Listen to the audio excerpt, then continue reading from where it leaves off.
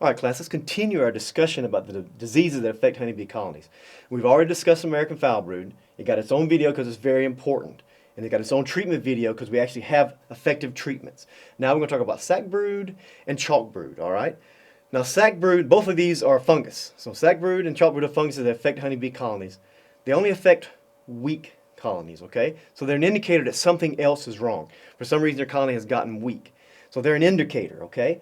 So sac brood turns your babies into cover your baby in a little sac. And this is a larva that should have become a pupa, but because it got sac brood and covered in this little sac, it died and could not metamorphose, obviously. But as you can see, a healthy larva is always coiled up in the bottom of the cell, okay? Now, when they're capped, they turn upright. And then they have to start turning somersaults to spin their cocoon so they can metamorphose, all right? A sac brood stops that.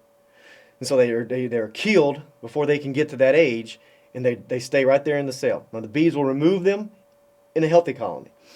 So that's how you can tell. If you remove the cappings and you see these upturned ruby red babies, they've got sac brood. Sometimes they won't even cap the cell. It happens before it is capped, and then you can see them very readily, okay? Now here it is. As you can see very well in this picture, this larva is covered in a sac. And when you stick your needle in or stick a stick or anything in, you have to tear at that sac. It's a pretty thick sac, and that makes it pretty certain that you got sac brood. All right, now let's move over to here's sac brood again. Another great image of the larva covered in a sac. This is a blow up. It's clear. It's in a little ruby red sac, and when you bust that ruby red sac, this whole thing becomes ooze. So very easy to diagnose.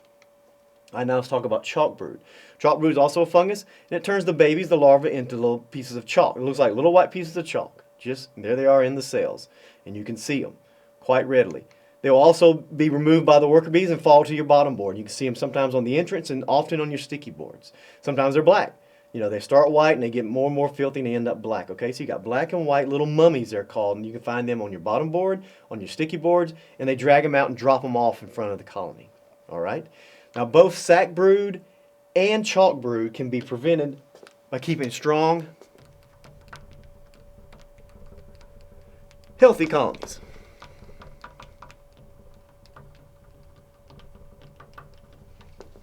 Now, as I said, we don't really have a treatment. We don't need one. A strong, healthy colony will remove these diseases and outpace them with their new personnel. So the disease will come in and kill a few, but the strong colony will replace those few so quickly and then remove those infected larvae so quickly that it doesn't spread throughout the colony, okay? So keeping strong, healthy colonies is your best way to prevent and treat for both sac brood and chalk brood.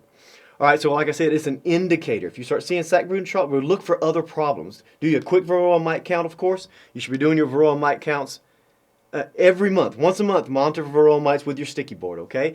But if you see this, jump in and check again, all right? And then check for your foul broods very quickly. And then check for spotting to see if they have nosema. If you continue your education, you will eventually learn how to diagnose nosema with a microscope. And often nosema is closely associated with these diseases, all right? So if you see these, do a quick nosema check once you get educated on how to do that. All right, so strong, healthy colonies, they're an indicator something else is wrong.